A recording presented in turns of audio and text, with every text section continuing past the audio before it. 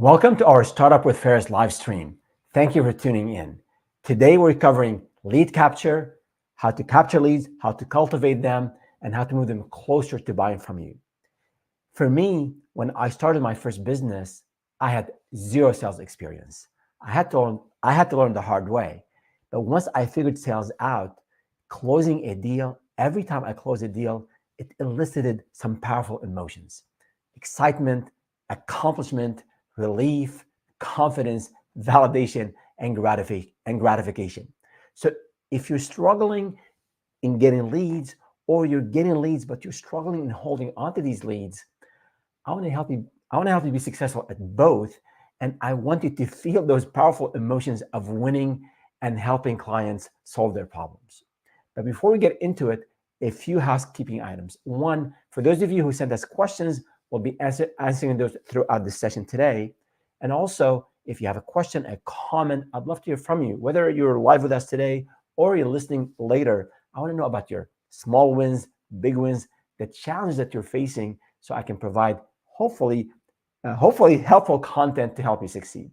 Also, every Wednesday at 10 a.m. Pacific, 1 p.m. Eastern, we have a live stream where we cover a business topic, then we answer questions from entrepreneurs. So we'll be off next week, the week of Thanksgiving, and wish you all a wonderful Thanksgiving ahead of time. But we will be back on this live stream on Wednesday, November 29th at 10 a.m. Pacific, 1 p.m. Eastern, and we'll be covering a very important topic. It's about the fears of starting a business. We'll be talking about some real fears, some imaginary fears, some rational fears, some irrational fears, and how to address them, how to personalize them, and how to make an informed decision about starting a business, or maybe not starting a business and staying side hustling or staying in your full-time job as an employee. So with that, let's jump into our topic for today.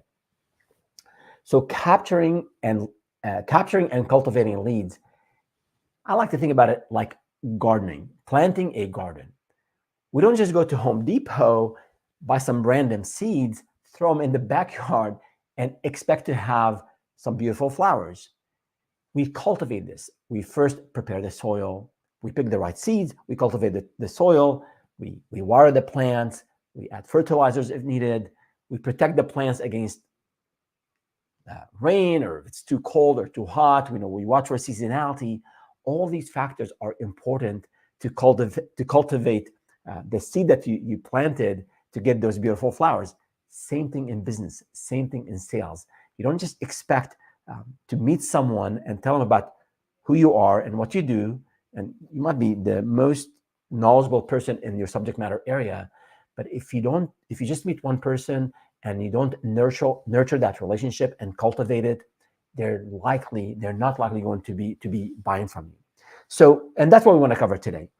And if you're struggling in this area, it is okay. You might be running campaigns today. You're doing paid ads on Facebook, on Google, on Amazon. You might be doing going to networking events and meeting people. You might be writing some blog posts or very active on social media. So you're doing something today. This is my assumption: is you're doing something today to get leads. You're doing some lead generation. And I'm also going to make there's another underlying assumption, and that is those campaigns that you're running are targeting your audience. Your target audience are offering something of need to those people that are likely to buy from you. Now, if this is not the case, I'll cover these 2 points in a couple minutes here. But if this is the case, if this is a problem area, you're not getting leads at all, and you're not sure about your target audience, I definitely recommend that you watch the last live stream we had this is part 1 of the marketing funnel, because we went into these 2 topics in depth. But briefly, I want you to think about, and that's a good warm up for our topic today. Think of the people that you want to sell to. So let's look at this. We have a slide here on the funnel. So there's a concept of a marketing funnel. Think of the universe, everyone around us. You're not selling to everyone. If you're selling to everyone, if you think you're selling to everyone, you're selling to no one. So untargeted audience equals no audience. But there is a subset of the universe, those of us, those people out there who are interested in what we have. They have a problem that we can solve. They have a need that we can address. So this is our target audience. And from the target audience, we go there and we start to run these campaigns, these marketing campaigns, to bring in a subset of the audience to become prospects or leads. Those people who are we are going to nurture, to cultivate. And again, I won't go into the sales funnels and the expansion funnel. We do have a full video on the ultimate guide to sales funnel. So check it out. This is specifically made and created for folks in the consulting and services business. So we have that there. And I don't want to also go over the debate about whether funnels are outdated or not, or there's a flywheel. Don't worry a lot about this, how linear my slide is on funnels. I know business is not linear. I know life is not linear. Leads can come in at any point of this funnel. But this presentation, at least in my experience, in my mind, it helps convey these important marketing concepts, the states that a buyer goes through before they buy from you. So look at those funnels that way. So that's again a quick recap about addressing the proper or the targeted subset of the universe, your target audience, and then reaching after them with some specific campaigns to bring them in and they become your prospect. Now, in terms of those leads, once they have reached out to you, once they have, let's say they've connected with you on LinkedIn, they have maybe followed you on YouTube or on social media, and maybe they initiated a private message, they direct messaged you, or maybe they emailed you, or maybe they came to your website and expressed their interest in you and in what you offer. So you've done something to inspire them in how your service can help them. And this is half the battle.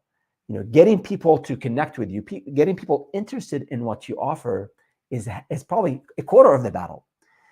The follow-up is what's really important. And as I said earlier, a lot of founders I speak with, they're subject matter experts. I spoke with 2 founders this week, one yesterday, one the day before, one in the UK and one here local. And they're both subject matter experts. They have a proven track record of solving problems for organizations. And they're struggling in conveying that. And one of them said, a good friend, he said, I've known him for a number of years, he said, people just don't know about the great impact of the business I can have in the great impact I can have on their business, positive impact. He streamlines processes. So the idea is not just, a lot of founders, they think they're subject matter experts, and they are, and they think just because they're experts, people come to them and they want to buy from them. It doesn't work that way. As a matter of fact, and this is not just me saying this, according to some stats I came across, according to HubSpot, 60% of small and mid-sized businesses, they don't have a documented lead capture process. And also another stat, 79% don't track their lead conversion. And again, without going into all the details on the buzzword, a conversion, basically, when you have a lead, you have someone who's interested in what you offer. They come to your website, and then maybe they can buy your consulting services, or maybe they can sign up to your newsletter. That is that action, signing up for your newsletter, or maybe buying from you, that is a conversion. So a lot of companies, 79% of them, they don't track lead conversion. So you're doing whatever marketing you're doing, whatever lead generation efforts you're doing, you're bringing people in, but you're not you don't have a process that's documented, that can be repeated, and that can be scalable to help you not just attract people, but also nurture them to buy from you. So as a business owner, you wear a lot of hats, especially in your early stages. If you're just starting, or if you're started and you're struggling, you know that by now. You're the CEO, of course, you're the VP of marketing, you're the VP of sales, you're the VP of HR if you started to hire people, contractors, freelancers, or full-time employees. So I want you to think about this when you're doing business planning, when you're running, thinking of a specific business function. Wear the marketing hat when you're thinking about lead generation, when you're thinking about bringing in qualified leads. And then your sales hat when you go out and sell. Once you have a qualified lead, as a VP of marketing, your job is to bring in qualified leads and pass them on to the salesperson. For now, it could be just you and yourself. That's okay.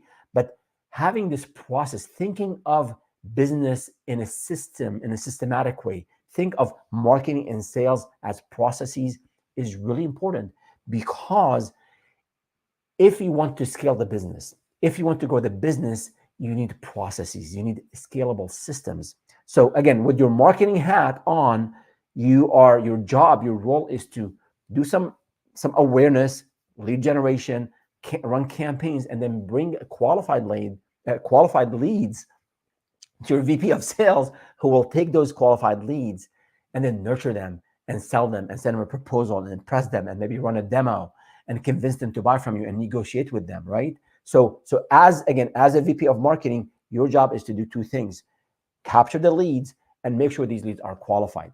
So that brings me to the lead acquisition and lead capture, lead nurturing. So what do we do in terms of capturing leads? And I'll give you a very painful example that the scars still here of something I've done way back then. I think in one of my first networking events, I read some book or read somewhere like networking is amazing, and networking is amazing, by the way. So I end up going to this networking event. There I probably met 20, 25 people there. And I told them about what I was doing and the services we offer and how we can help people adopt a new technology. And not everybody, some of them were very interested. And later, I moved from one group to another, one person to another. And then I went back to my home office at the time. And I realized that I didn't capture any names, any emails, any phone numbers, not even business cards. Business cards were a thing, 15 years ago or so. So I went back home and I spent, 2-3 hours in preparation for that, and my pitches and my messages and all that, and researching the industry of that networking event and that vertical and what the pain points are in this vertical. So after all this effort, I came back with 0 leads. So learned the hard way. The trick at the time I learned is when you go to these events, again, when we had business cards, is that every time I speak with someone after we're done with that conversation, I go to the side. Before going to the next person, I would write my notes. If we exchange business cards, on their business card, I would write, they were interested in this. They want to know about pricing. They want to see a demo. So that's what I did. I started to do after that big learning experience. Now, business cards are not a thing anymore in most cases. Then after I speak with someone at a networking events today, I just take a couple of seconds here, go to the side on my phone, I go and write notes about this person. You go to these events, you meet 20 people, you're going to forget who these people are and what they're looking for and what piqued their interest. So the idea here is to capture leads. And this was a very specific example when you're offline, when you're networking at an event. But you could also be running a radio ad and have a very compelling offer. People would call your number. So when they call you, engage with them, and then find a way to get their name, their email address, their phone number, so you can follow up. If you have some amazing content that you produce on your website about how to solve your clients' problems, and let's say your content, and you've invested in search engine optimization, SEO, your content, your pages are ranking on Google, then potentially people will find this content, they're impressed by it, they go and send you a question, or they sign up with your newsletter. Potentially, you can also be listing your services on a lot of these freelancing platforms. For example, Fiverr, you could be on Upwork, on Angie's List, depending on, I guess it's called now Angie, or on LinkedIn. If you're just a consultant for now, let's say you're a financial advisor and you're focusing on LinkedIn as your channel to communicate the knowledge that you have and the problem you're solving, whatever the case might be, you want to make it easy for people to connect with you and impress them in the way you're presenting yourself on these platforms. You can also, if you've been around, let's say, for a number of years, and you've established expertise, and maybe you're called upon to comment on something in the media, that's also an opportunity for you to again, in a very professional way, not just to go hardcore pitch your services if you're on an interview, but highlight to people how you're a subject matter expert. Show people, demonstrate your authority, your credibility, and potentially you can also point people to maybe an asset you have on your website, and we'll talk about this in a second here when we talk about content creation. So people can go and find out more information. Again, maybe you have it gated where people would have to give you their email before they get access to that content. So if you look, I think we have a slide on this. You'll see here that, and I spoke about this in the part 1 of the marketing funnels and lead generation, where there are 4 types of media. Think of them as like sort of macro channels, whether it's earned media, the example I mentioned when you're interviewed or quoted, or owned media, things you develop on your own content, or paid, you have paid media, paid ads, or potentially shared media, what you do on social media as well. So those are different ways for you to drive people in, to pique the interest of your target audience, your prospects. And once they come to your website or to your LinkedIn page, or to whatever platform you're using, maybe just a phone number that you have for now, and you want to entice them to give you their information. Because if you don't collect their information, there's no way for you to follow up. So how do we entice people to give us their information? You've probably seen a lot of this online, and you can apply it to your business. You want to have something creative, you want to have something unique. You can, for example, offer what we call a lead magnet. It could be an assessment. Here's a 10-point assessment to help us solve your problem. So when they fill out the assessment, before they get the results, they have to give you their email address. It could be a PDF, a research paper you've done, or maybe something like a white paper, or a case study, or a success story. It could be a quiz. Again, depends on your area of expertise and your vertical, but these things, the quizzes, the surveys, the PDF downloads, those are all what we call lead magnets, where there's something of value to the potential buyer, to the prospect. And once they see that as a valuable asset, they will be willing to give you their contact information. You can also offer, and I think we have a slide on this. Yeah, let me make sure we have it. Yeah, you can also offer a free consultation.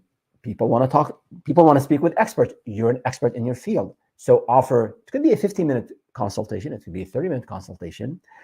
It could be a number of things. And then one thing I forgot to mention before we go over the list of ways to capture leads is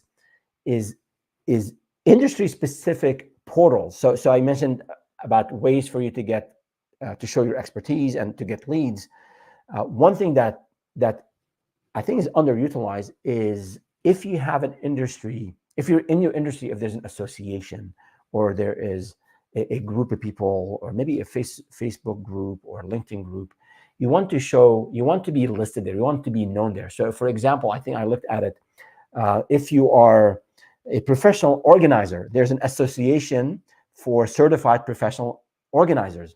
So if you happen to be certified and have gone through the courses and you have the credentials, you can be listed. If you go to that website, you can be listed under their certified people, certified consultants. So that's one way to give you a whole lot of promotion.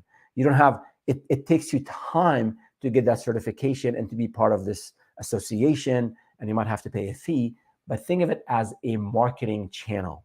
So if you're listed there, people will find you, they'll call you. That could be a very nice, I don't want to say passive, but in a way, a passive way to capture leads, because you've invested upfront to be listed there. Another example from archery, one of my hobbies, is when I was looking to get some tips and learn more about improve my shot. I was looking for someone in our area, so I found there's something online. There are a couple actually portals online where they show you the certified coaches and their level of expertise, and there's a ranking system. And I found actually 3. I contacted them, and guess what? 2 of them did not reply in a timely fashion. So I went with the one who replied, who was responsive, which is another pro tip. You got to be responsive when you get a lead. Don't wait weeks to respond to them. Some people do that. Unbelievable. So again, in terms of, these are just 2 examples in terms of leveraging your skills, leveraging your areas of expertise, and be part of an organization, or be listed on an organization that shows certified consultants. And later, if your company becomes certified in a specific technology or product and become a certified partner, that could be an amazing way for you to get leads. And we can talk about it because we were one of the top Google certified partners in a couple of areas, and that made a huge difference in our business day and night in terms of the types and the quality of leads we were getting once we were listed as a partner, as a certified partner. So back to enticing leads to give you their information, because we all get bombarded by emails, by marketing messages. We're busy. We don't want to get spam. So you as a business owner, you as a consultant, you want to make sure you have something of value that people will see, it will inspire them to be willing to give you their contact information. So we talked about free consultation. You can also run a webinar. I think also this is underutilized in whatever your subject matter expertise is. See, you don't have to be a guru. I always say this.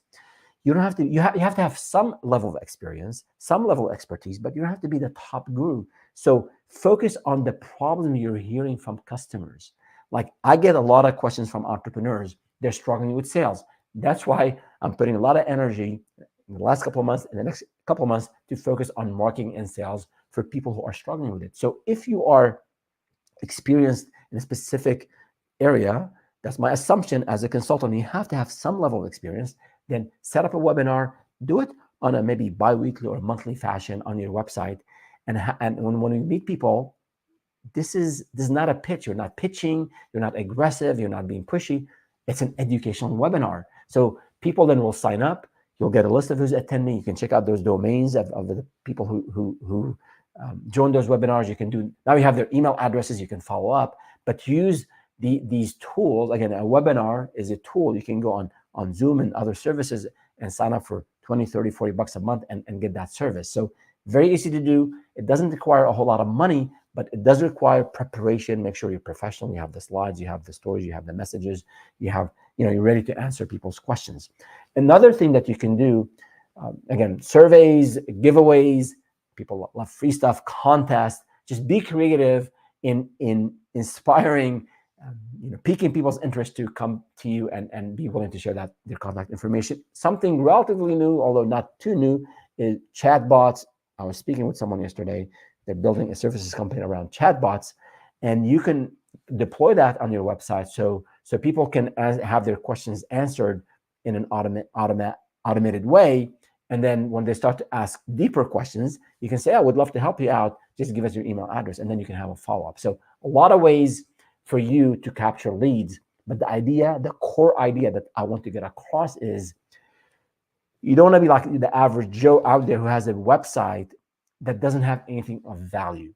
And we'll talk about content creation later in this session. But the idea is, think of creative ways that will entice people to sign up or to give you their contact information.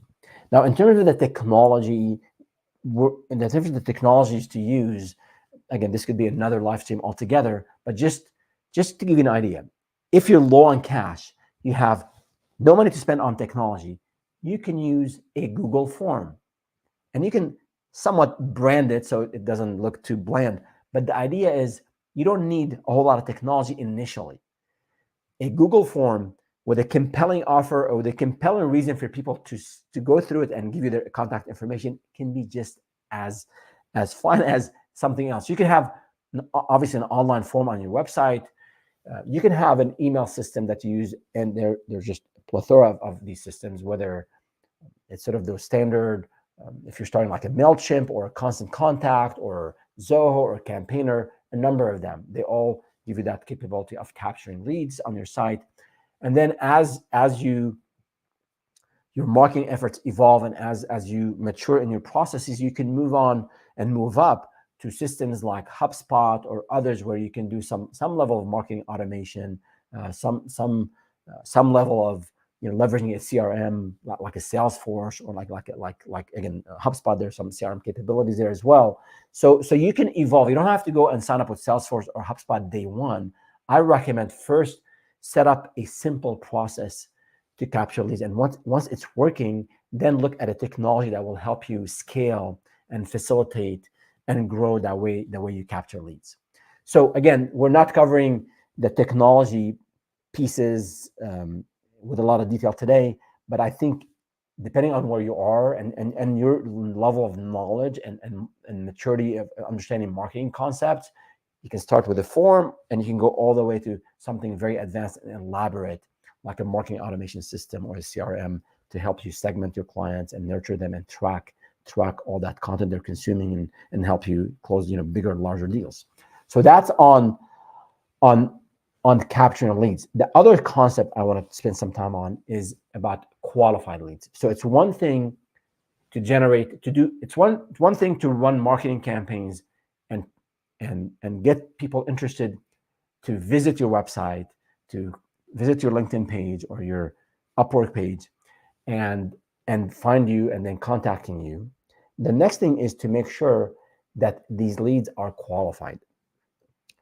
Now, when we talk about qualified leads, again, the concept of target audience, and we have an ebook on this that hopefully we'll have it ready in December. If not, it'll be in early January. It's a comprehensive guide on understanding target audiences and defining target audiences to help you be very efficient and very effective in the messages that you produce, in how you connect with those audiences.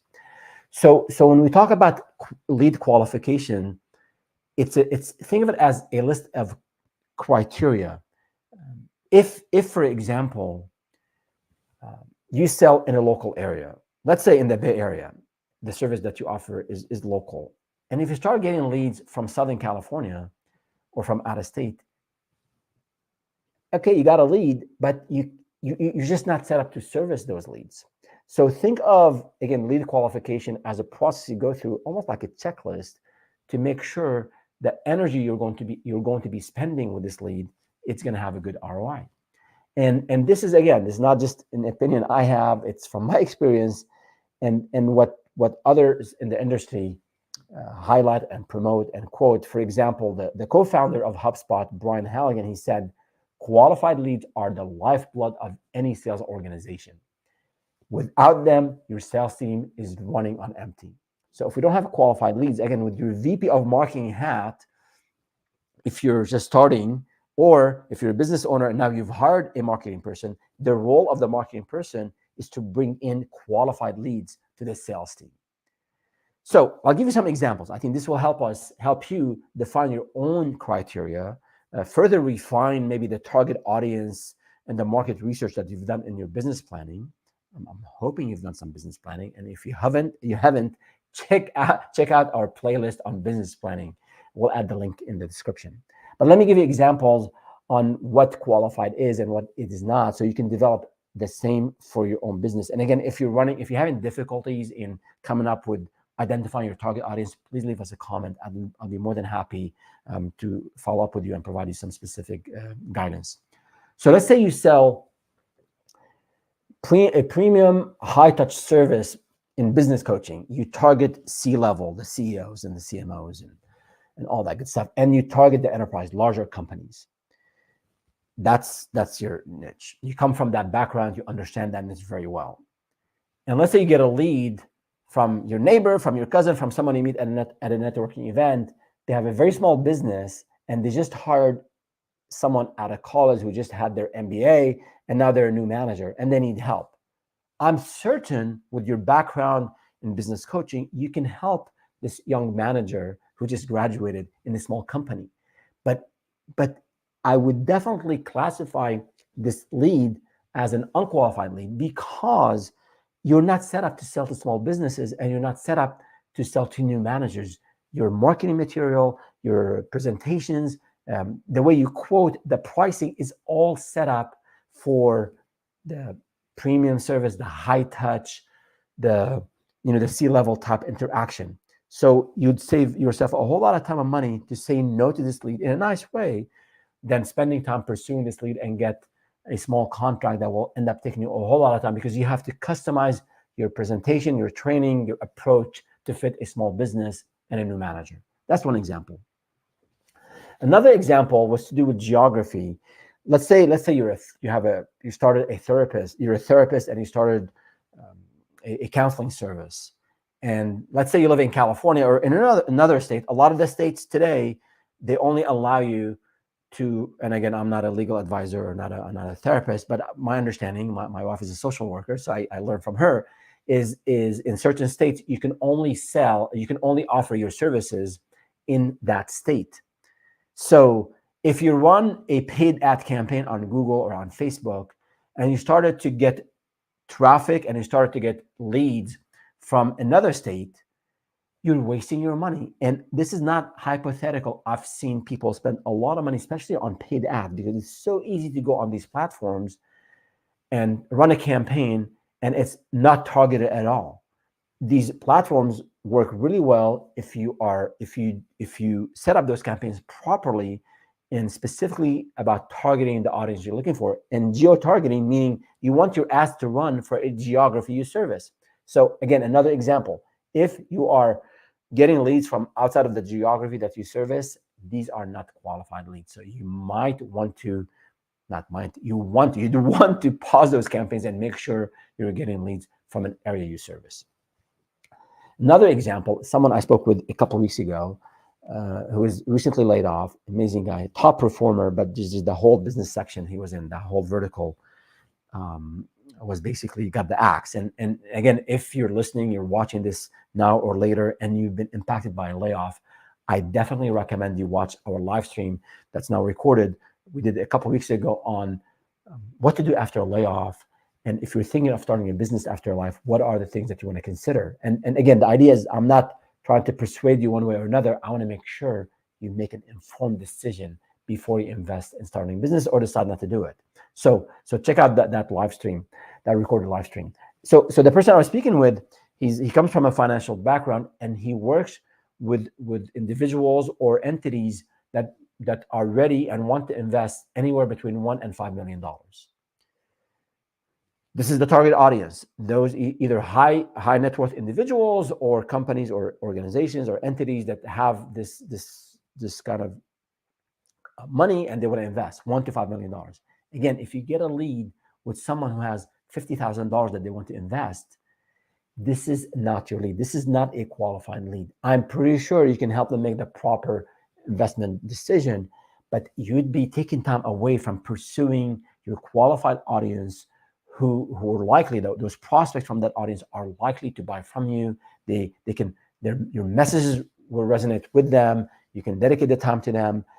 You know how to close deals for this type of audience. Even your portfolio, your level of expertise is set up for that audience, not for the person who has $50,000 to spend. Again, I'm not saying you walk away from this. I'm not saying that you abruptly tell them, hey, I don't service you, and you're not a good lead, you're not a qualified lead. That's just bad manners, bad business. You can refer them to someone else, and that's a pro tip. Find partners in your vertical. There might be competitors. There might be some overlap, and there might be competitors with you on one or two services, or they might not be. And if you start to send these folks leads because they don't fit your criteria, guess what will happen? There's a law of reciprocity. You will get something, at least in my experience. I think that's how life works, is that if you're good to people, you share with people, others will share with you. So again, find a partner that you can potentially send these leads that are not qualified to them. And hopefully, more likely, that will come back and help you in other ways.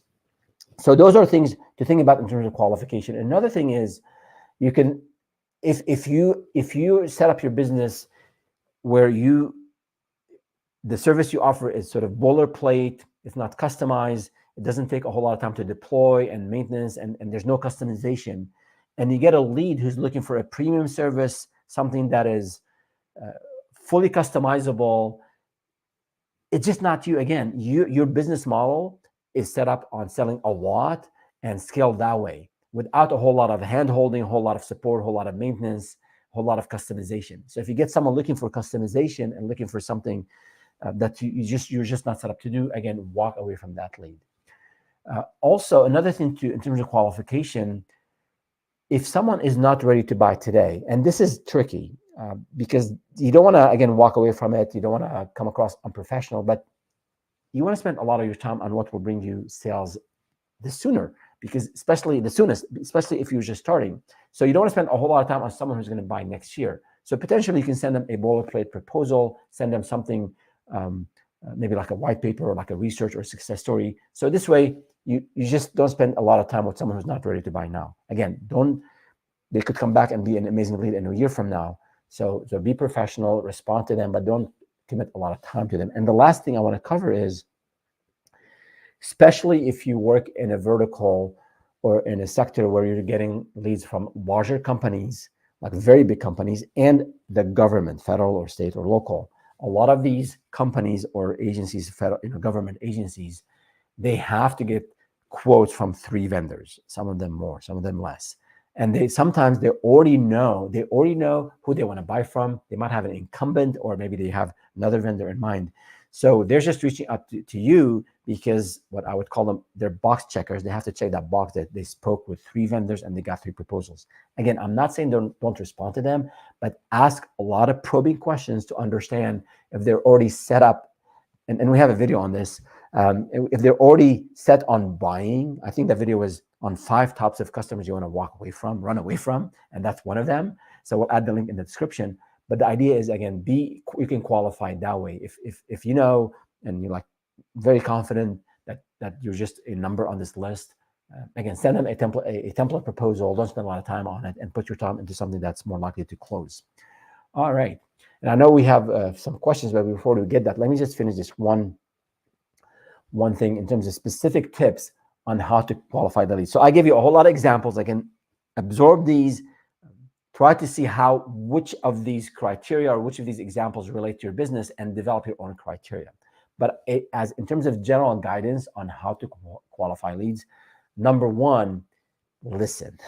That's the most important skill in business and definitely in sales. And ask probing questions.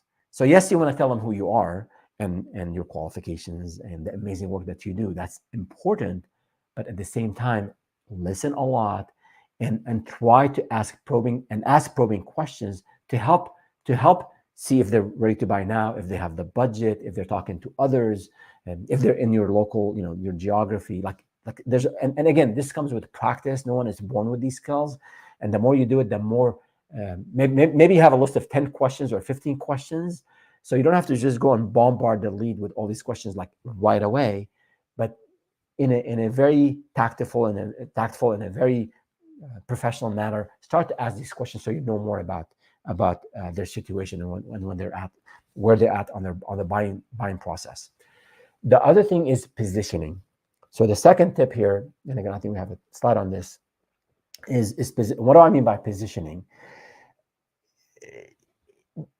If you go back to that example about the financial advisor who works with investors in the $1 to $5 million bracket, so you can, early on in the conversation, you can mention that our clients, we typically work with clients in this range. So in a way, you qualify this right away.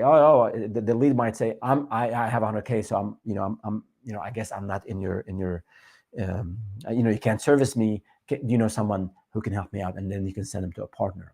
Another example here is I was speaking with someone, a smart, knowledgeable lady on the East Coast who I was asking for help on a specific project we were working on. And I wanted just some basic research. So I said, hey, before we buy the service that you offer, do you offer maybe a few hours of consulting where, we have a budget of $500. Can you help us spend a couple hours, do some more research? And in a very professional, very polite way, she said, I'm happy to help. And in all transparency, our packages start at $1,500. So I came in and I said $500, me being the lead, and in a very professional way, she qualified me right away. She said, yeah, our packages start at $1,500. So now me as the lead, I'm thinking, okay, well, I have to up my budget, or maybe she's not a good fit for me if I don't have additional, budget for that project. So again, there's a way to position yourself. Again, as you practice, as you have your messaging, you have the 10-second elevator pitch. You listen when you ask these probing questions. Listen to the answers and position yourself in a way to convey the value that you add and the criteria that you have in mind for a qualified lead. The third thing is, in terms of qualification is about expectation management. And the example that I will share is about delivery time. I think it's really important to set expectations in the sales process. See, initially when we run marketing campaigns, you're attracting people. The prospect the leads that are coming your way, they're starting to learn more about you, and at the same time you're learning more about them. So if a lead comes to you and they want you to deliver that service in 2 days, and you typically need 2 weeks to deliver this service, the worst thing you can do is to sell to them and then fall flat on your face, and get a bad review wherever you're online that you did not deliver on time and it was a bad deal. So if your service requires 2 weeks and someone wants it to be done in 2 days and you can't do it, do not. That's one way to qualify the lead, and just let them know that you can't do that. So negotiate. Don't walk away from the lead right away. Negotiate. Say, hey, what do you have? I can do it in a week. Maybe you can push yourself. You need the business. You can push yourself and shrink the 2-week period to 1 week. That's probably doable. But from 2 weeks to 2 days, probably not doable. So again, you can qualify based on expectations that you set as a vendor, and also expectations you hear from the client, from the lead. And last but not least, budget and decision-making process and stakeholders. So it's important to know and to be aligned with the client on what is it that they're willing to pay for your service, and how you price, and the pricing of your service. And there's probably, you can spend a whole session on pricing, and is it right to talk money up front versus delay the whole money discussion. And I know there's a school of thought where, just impress them with the value, get them excited, get them to wanting to do whatever it is to get your service, and then talk money. Then money will be inconsequential at that point, because they fell in love with you and they want to buy from you. I mean, after all these years where I landed about money and when to bring money in the discussion, I'm in favor of bringing money earlier on, not right away, but earlier on. And you don't have to be very, very specific. You can be smart about it. You can give people a range. Let's say you sell your consulting package. Let's say it's $5,000. So, and you don't know what their budget is, and you don't know what the client is willing to pay.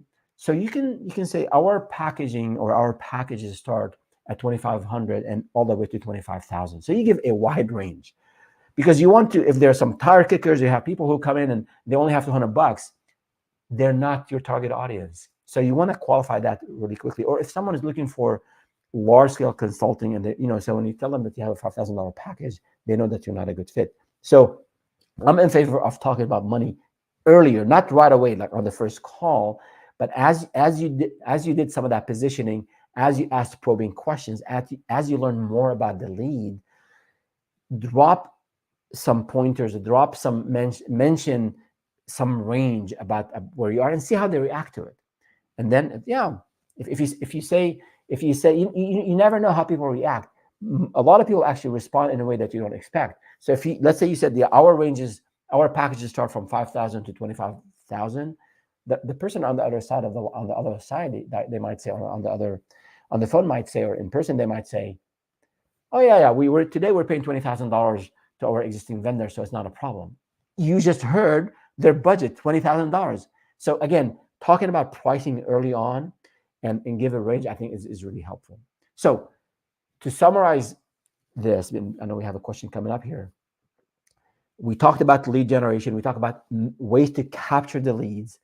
And then we talked about qualifying the leads. So for those of you who are just joining, maybe they're sort of skipping to this section of the session, we covered what we want to cover next is content creation and how to leverage content to further deepen that relationship between you and the lead.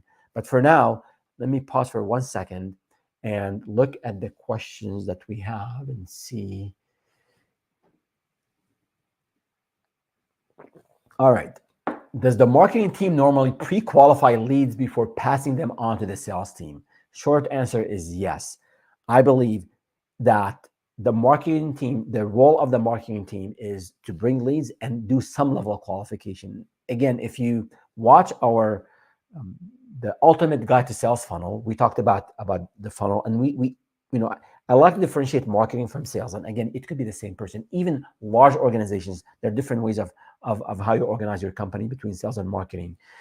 But the role of marketing is to bring leads and bring in qualified leads. That's really important.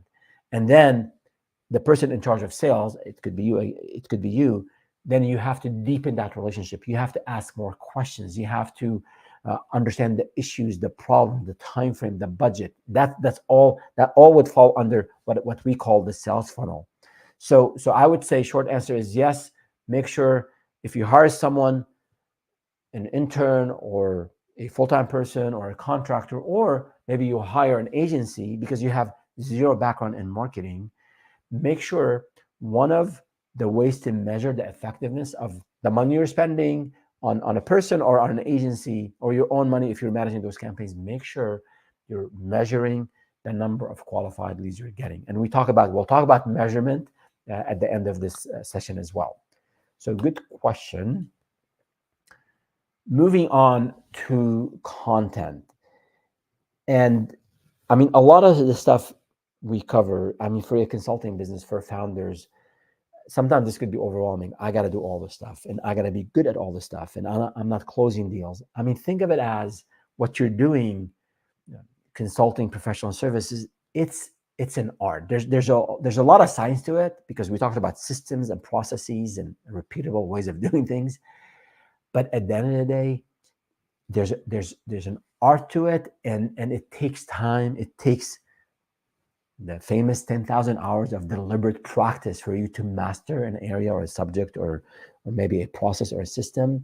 So it doesn't mean that you have to starve till you're an expert to close deals. No, you're improving your process. You're spending less time and less money and getting more qualified leads. So I think don't beat yourself too much if there's a lot going on and you're not closing as many leads as you can. The idea is to improve gradually and learn the skills. And okay, I went to this networking event and I messed up. I did not capture any leads. You bet that in the next networking events, I made sure that I had 20 leads, all with their business cards and with the information about their issues that they're having, right? So keep that in mind, that there's an art to it, and focus on continue to learn from past mistakes and also from others that you speak with. So in terms of content creation, that's the second part of this session. So again, to recap, we talked about lead capture and we talked about cultivating the lead. Now we're talking about content creation, and then we'll talk about measurement. So content creation, I want to go back to the definition of marketing from the Harvard Business School that I spoke about in the last live stream. But I want to mention here that marketing is this process of creating value by better understanding the clients and their needs, and you offer something innovative. That's all we talked about in detail last time. But the value that you have is communicated through channels. And these channels, obviously also with your branding and your branding strategy. So when it comes to content, the content that you produce is the thing that's going to demonstrate the value that you offer. So your expertise, your credibility, your knowledge, your deep knowledge of the problems you're solving, you want to use content, and we'll talk about the different types of content to convey that value. Think of content as a bridge between you and your leads. It's a connection. You're building that connection, and if this connection, this bridge, doesn't have strong foundation, there's no attention to the detail, there's no organization, there's no consistency, then that connection between you and the lead, that bridge, is just not going to be there. So this value that you have is what we're communicating to our leads through content. And content marketing, a lot of people say, well, it's new, digital is new, digital is maybe it's been around for 20, 25 years, whatever. But no, according to some research I've done, a lot of marketers, there's a consensus that the first real instance of marketing, of content marketing, came in 1895, not 1995, 1895, when John Deere released the first issue of The Furrow.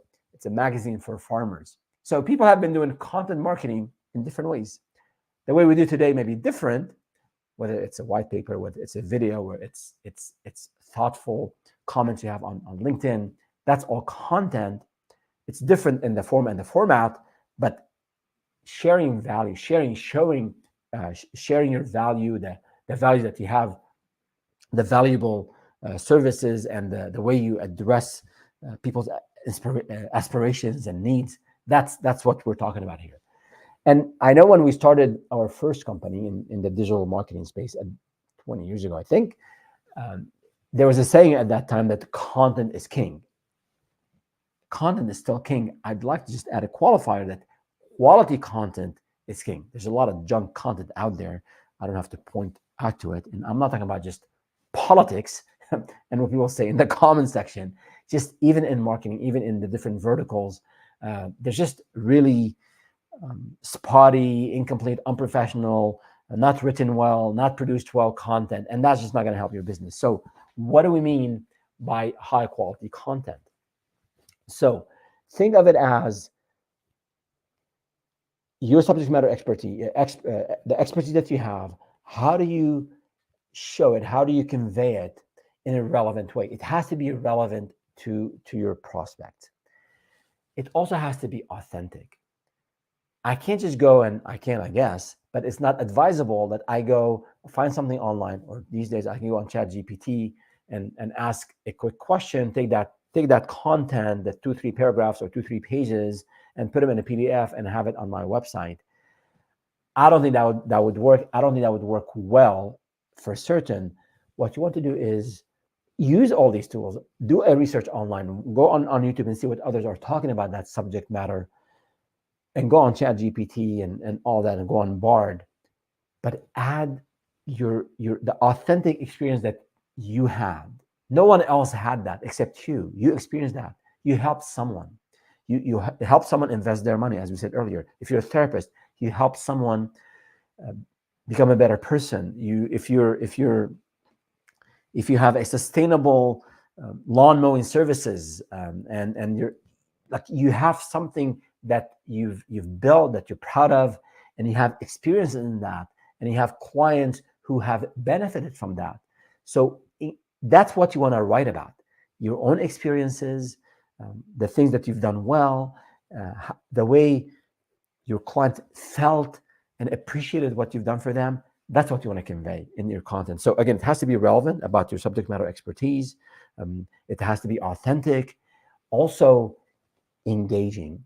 And this is where it's tricky, because some people say, like, I don't write well, or I just can't think of something that is gonna be compelling. I mean, we'll talk about some resources in a second, but see what is on top of mind for your buyers. If there's some industry changes, there are some maybe new regulations, or maybe there's something going on specific to your industry, and people are really interested in that. This is the time for you to show off your expertise. So again, relevancy is important, authenticity, and then making sure it's engaging with stories, with visuals. Obviously the timeliness of what you talk about is important. If you're talking about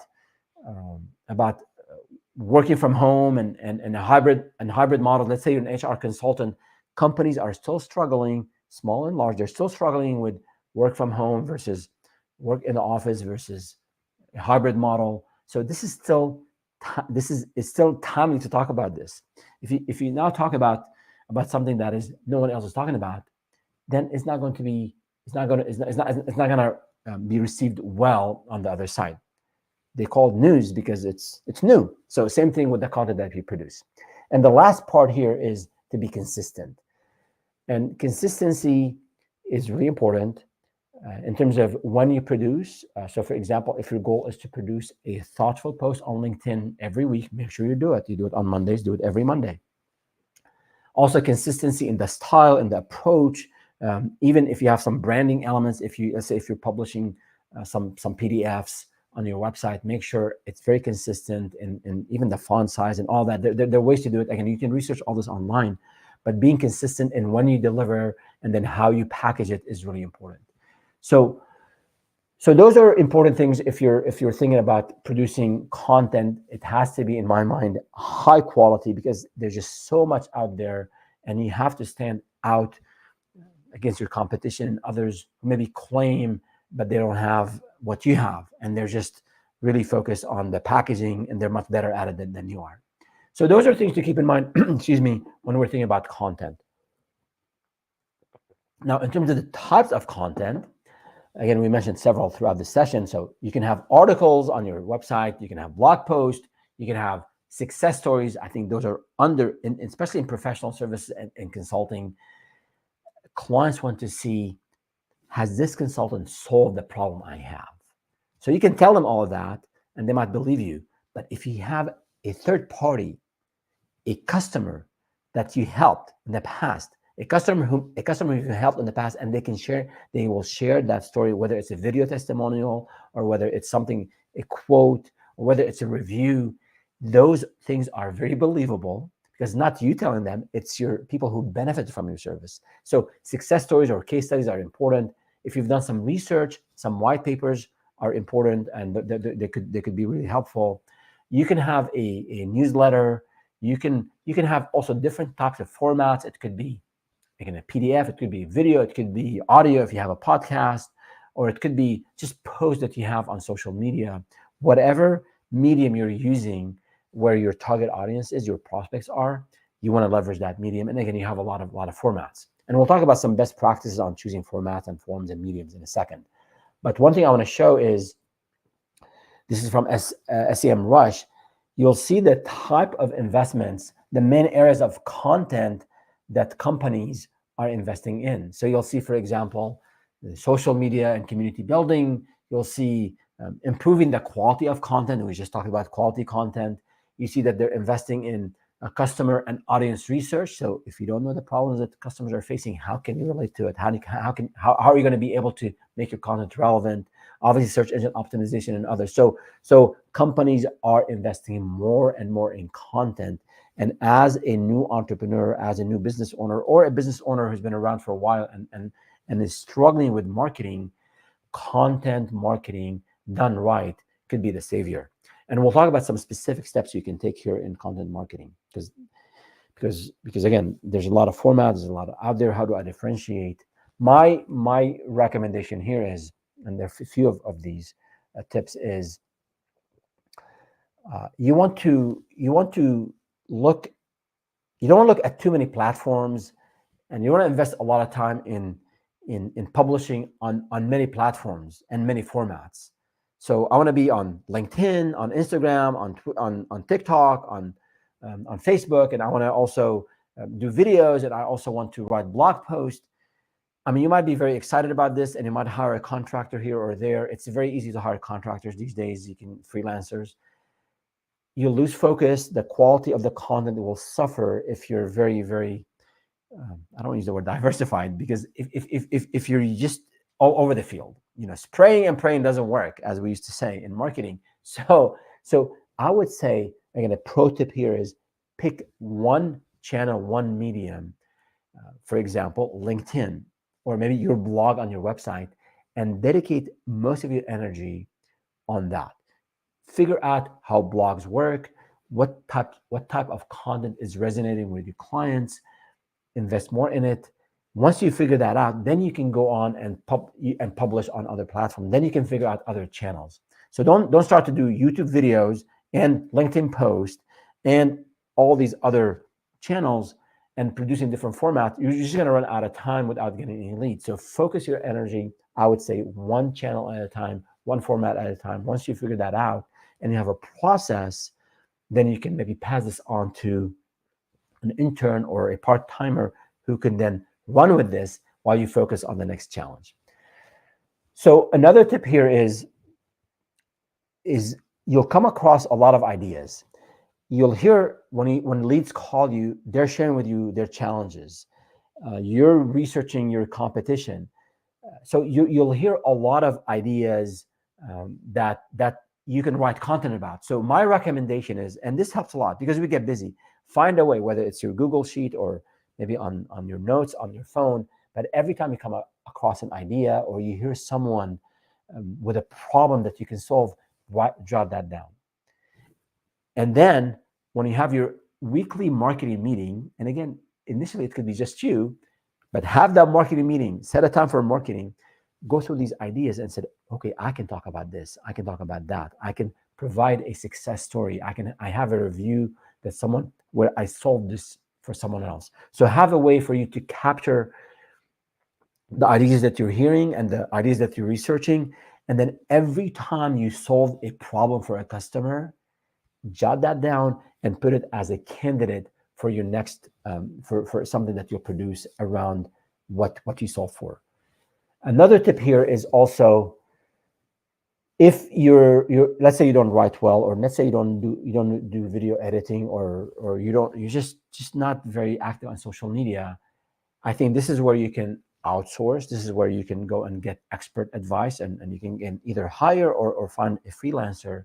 My recommendation to founders always is spend some time to learn about any of the efforts that you want to do, any of the platform that you want to do. Spend some time to have some basic understanding of it, and then hire. Don't just hire blindly, not because I don't trust the people that I want to hire, but I want to be able to understand what they're telling me. I want to make sure they're not taking me on a walk. I want to make sure that I understand the nuances. So learn a bit about any of the initiatives, learn about those areas that you want to employ and you want to deploy, but then get an expert or get someone to help you in those areas. So you don't have to do everything on your own, including writing or editing or even publishing. The other tip here is, and I mentioned this in a lot of my videos, is to make the content creation part, just like we talked, make it a process, make it a repeatable process, and make sure, I don't know where I heard this quote, but content marketing is a commitment, not a campaign. Meaning you just don't do it once, you commit to it and you do it consistently. And to help you off, we do have a what we call a sample content calendar. We have a bit more complex one with a whole lot of colors and formula, but this is a simple content calendar where you can say, okay, this week I'm going to publish an article on my blog, and a month from now I'm going to publish a white paper. So this way you can put the time, the time where you want to publish and the type of content and maybe some comments around it, and then ahead of time what is it that you have to work on. You have to dedicate time to this. Even if you're bringing a contractor to help you, you still have to come up with the ideas, with the angle of addressing that idea, with the details that the expert know, and this contractor you bring in might not know. So this is a tool. We'll have the link to it in the description. Feel free to use and customize. You can just make a copy of this Google Sheet and then make it your own. We have a couple of questions, and then after those questions, we'll be talking about measuring and optimizing your marketing funnel, your marketing activities. But before we get to that, let's address some of the questions that came our way. Do different content formats work better for different kinds of businesses? Good question. I would say, if I would have to answer with short answer, I would say no, with a qualifier. If you're in the entertainment industry, obviously, certain formats will work better. But I think in a professional service or in a consulting capacity, maybe the tone, the style, will maybe reflect your personality and the brand attributes. But I wouldn't worry. I wouldn't ask this question. I would say focus on one type of format. As I said earlier, focus on one channel, figure it out, read about it, bring a subject matter expert, do all the work to see that type of content stick, and then explore other formats. So instead of, does this format work better for me? I think it's what works better is a function of what you're comfortable doing yourself, what you're good at, and the experts you bring in to help you develop that content. So that would be my answer. And if you have a specific example in your industry that you're not sure about, just leave me a comment or send us an email on startupwithfares.com. We'll be more than happy to look into it further. Let's see what else. I don't have any real experience writing or maybe editing. Should I still try to produce my own content? I think I addressed this earlier, but if you just joined, you don't have to be the subject matter expert. You don't have to be an amazing writer. It helps if you are. You don't have to be an amazing video editor. You can learn that as well. If you're really strong in, let's say, in sales, or you're just really strong in implementing the service that you offer, and you don't have the bandwidth to learn marketing and content marketing or write, this is where you bring in someone who will help you in this area. But, and underline that, but you can't outsource everything to them. You are the subject matter expert. You know the pulse, of your clients. You know what makes your clients tick. You know the industry. You know the ins and outs of the challenges that your clients face. So you have to convey all of that and more to your content writer, or as they're called, copywriters. So it's a tricky. I've seen it where, and it doesn't work. I've seen it where founders just, I'll hire an amazing content writer, but if you don't give this content writer, this copywriter, the time of the day and give them information, and when they give you a draft, you comment on it and you spend the time to make sure it's relevant, it's authentic, it's timely, it's engaging, they can take care of the engaging part. But if you don't give them stories and data and examples of how you solve problems, the output from the contractor you have or the person you hire is not going to be the same. So I would say, if you don't have experience in a specific area of marketing, bring in the expert, but join them at the hip, like be there with them throughout the process, especially initially, till they have a very good understanding of the business and of what you offer. So very good question. Let's see. I think that's it on this one. So moving on to the third and last part of today's session, and it's about measuring and optimizing the funnel, your marketing activities. So we talk a lot in marketing. You hear the word return on investment. You hear the word about you hear about conversion and conversion rate. So a lot of buzzwords. You hear about attribution. So what you want to understand is, when you spend time and effort on marketing, you want to make sure you're getting a return. So that's your return on investment, and you want to measure that, especially if you're paying a lot of money on it and money is tight. And then when we talk about conversion and conversion rates, it's basically of all the people that have come to your website, let's say of all the leads that you have, how many of them turned into clients? So that's conversion. That's a conversion rate. So for example, that's conversion. So for example, what's conversion for you? The conversion could be, let's say you sell consulting, hourly consulting services, and it's on your website. If someone comes to the site, to the landing page, and they buy the service, that's a conversion. But let's say you have a newsletter, and your conversion in this case is someone subscribing to your newsletter. So if you get 100 visitors to your website and 10 of them sign up for your newsletter, your conversion rate is 10%. If only 2 of them sign up, 2 of 100, then it's 2%. So the idea is to measure conversion rate, because part of measurement and part of optimization and improving is have a baseline and gradually and slowly improve on it and move it up. So those are some examples. You also measuring, when we talk about measurement, you want to understand where the bottlenecks are in your process. So, and for those of you who haven't been with us for a long time, I happen to have co-authored a book on analytics, so I can talk about analytics for a long time. And we're fortunate. We sold 15,000 units of this book on. It was Google Analytics Breakthrough on Amazon and with Wiley. But the idea here is that for a small business owner, for a new entrepreneur, for aspiring entrepreneurs, I want you to think of measurement again as a system. So before any marketing campaign, have in mind some goals. So for example, I want to, I want to go to a networking event, and my goal is to connect with 20 people.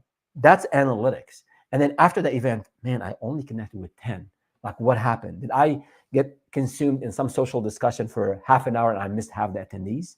So thinking of the way of always measuring what you're doing, and not everything is measurable, that's understandable, but always have that mindset. So look at bottlenecks in the process. Maybe you're spending a lot of money on an ad and you're bringing traffic to your website, but nobody is going to your landing page. The issue could be with that page where you're sending your traffic to, maybe it doesn't load fast enough. Maybe the copy, the content on that page is not compelling. Maybe the pictures, they're not professional. So measurement will help us understand the bottlenecks so we can improve them, and then improve that conversion rate, improve the number of leads, the number of customers we get as a result of the efforts we're making. So my recommendation for analytics, if you're new to this, is to start simple. So let's go over a few examples. Let's say your marketing funnel is, again, you've done a lot of SEO, search engine optimization, and your site is ranking now, and you're getting free traffic, organic traffic, and then people are going to your landing page, and then they're signing up for your newsletter. So this is your funnel. You have paid ad campaigns, and let's say you're spending $2,000 a month, and you're getting people to your website. And then from there, how many of them are going to this area where they can sign up, and how many of them are becoming subscribers? So have a benchmark. Very easy. Just put that in a spreadsheet. You don't need any fancy dashboard or any fancy tool. Initially start simple, measure how much you're paying. And if you spend $2,000 and you got 10 leads, that's $200 a lead. So that is a measurable metric. That's a key performance indicator. Your cost per lead is $200. You spend $2,000 on the campaign, you got 10 leads, 2,000 divided by 100 is $200. So that's one baseline that you have. Now, next month, if you can improve the targeting of your campaign, maybe you're sending half your traffic, maybe half your traffic is coming from a geography that you don't service, as we said earlier. So if you shut down that traffic, and let's say you're spending $1,000 on it, so now you have $1,000 from one campaign bringing you in 10 leads. You've already doubled your conversion rate. You have 10 leads that cost you $1,000, so that's $100 per lead. So that's one example. Another way that you can also think of analytics, again, something simple, doable, achievable, you don't have to have a degree in analytics, is look at the systems, at the technologies that you have. So if you have an email list, a newsletter that you're sending weekly, monthly, what have you, and let's say you have 1,000 subscribers, instead of sending this weekly email to the 1,000 people, figure out a meaningful way to segment, to split that list into two segments. So let's say your service is you offer services for residential and also for businesses. Same service, but two distinct audiences, and then you price differently, and the type of service is probably the details of the service are different. So if you mix the residential with the business email addresses, and you're sending this one message, half of what you're saying probably is not relevant to half of your list. Again, assuming like your list is split 50% residential and 50% business, right? So if you split this list and you start to, for the residential segment, you're sending content that is, again, relevant to people who own or live in houses. And then for the businesses, you're sending the specials, the offers, the packages that will resonate with those who are business owners or to businesses. So that's one way. Instead of just looking at your open rate or maybe your click-through rate on your emails for one list that you have, split this list, and everything I'm describing is very easily doable, and you can learn it through any of these systems like Constant Contact, MailChimp, and others. They offer this, and they have videos on it, they have content on it. So you can easily, I think, learn this stuff. And again, reach out if you found yourself stuck. Just let us know, and be more than happy to point you to the right content to help you with that. But the idea of looking at how many people are opening, that's the open rate. If you have 1,000 and 400 people are opening the email, that's a 4% open rate. And then there's a click-through rate. Are they clicking on the content? And if you do this concept of segmentation, segment based on a service or on geography or on other factors, you'll see a significant improvement in your metrics, just because the message will be much more relevant. Okay. And then we talked earlier about attending an event. I would always put a measurement plan before any marketing activity. So put a measurement, even if you're going to networking events, put a target on the number of people that you want to speak with. And the cost of acquisition, that could be obviously one metric that you think about. You could, sometimes hear cost per lead, CPL, or CPA, cost per acquisition. We went over the example earlier.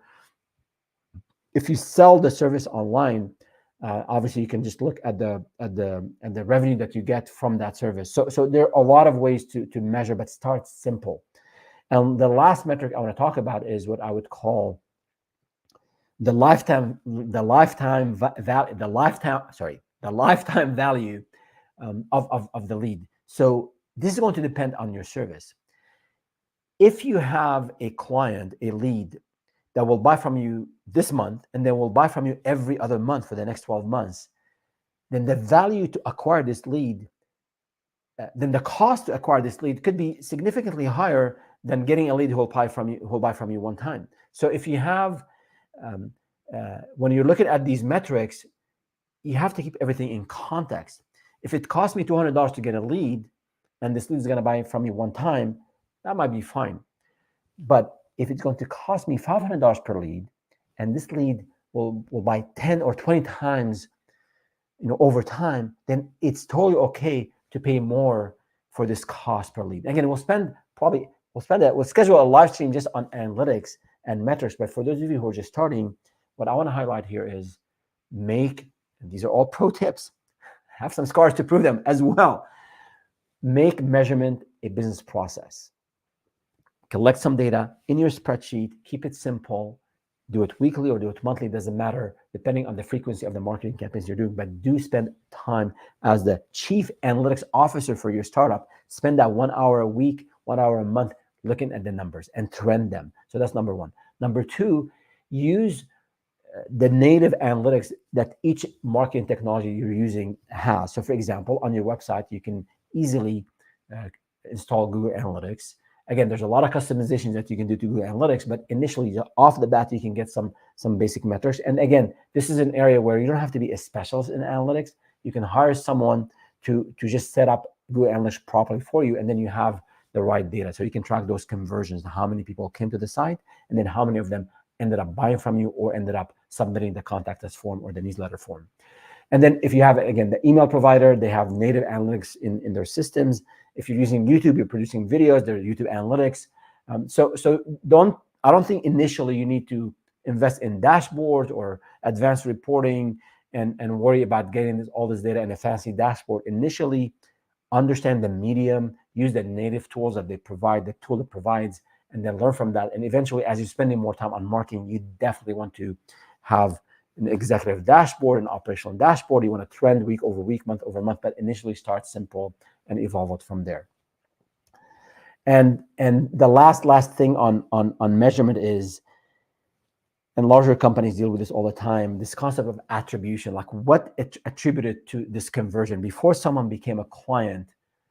What of all these campaigns, of all these activities I do, which one of them contributed to this lead to become a client? I mean, in the old days, when there was not a whole lot of content and not a whole lot of ways where customers can have touch points with the brands, it was much easier to track. For now, someone could see your profile on Upwork, they can go to your LinkedIn page, they can they can listen to a podcast, watch a video, they come to your website, and then they buy from you, or they sign up to your newsletter. So which one of these assets or these channels or these campaigns helped conversion? It's a very difficult question to answer. We're not going to talk about it today, but I want you to ask, find out ways to collect data from the technologies that you're using and ask your leads, like, what led you to buy from us? I think especially as you start your business, get that qualitative input from your clients will help you understand which assets, which campaigns are working well for you, and then adjust over time. That is what I wanted to cover for today. I know we have a couple of questions that we haven't addressed, so let me look at that, and then we'll wrap it up. And again, if you're still with us here, send us a comment. Love to know about your small wins, your big ones, your challenges, and then if you're listening to this later or watching this later, leave us a comment. Would love to hear from you. should I myself, this is the question, should I myself try to learn the different tools that you mentioned? Yes and no. I think you could be, I mean, these days, even we call this MarTech, all the technology that you use in marketing, you might end up having 4 or 5 tools. So you're not going to be a subject matter expert on any of them. I would recommend invest a little bit of time learning the basics of these tools. And then if you need to customize these tools or if you need to get more out of them, you bring in a subject matter expert. Again, a lot of freelancers, a lot of contractors, you don't have to have a full-time person help you with this.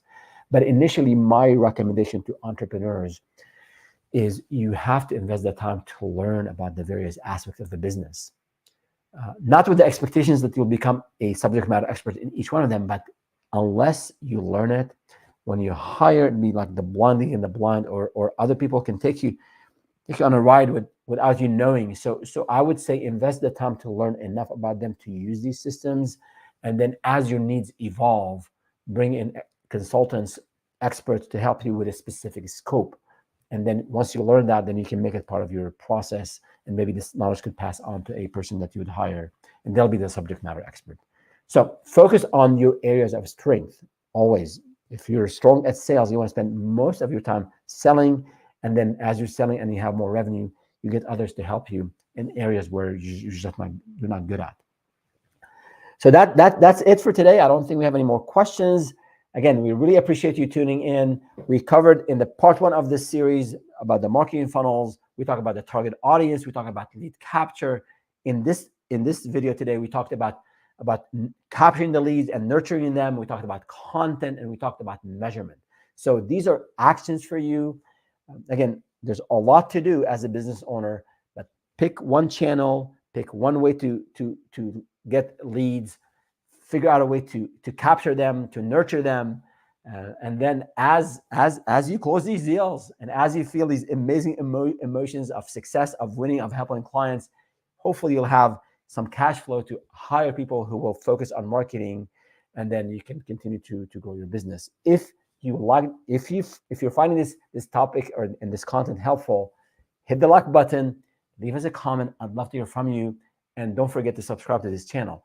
And then we also have the Daily Advisor, our newsletter that is dedicated to founders and aspiring founders who want to grow their businesses to 7 or 8 figures. So don't forget to go to our website, startupaffairs.com, and sign up for the Daily Advisor. That's it, and we'll see you next time. Bye-bye.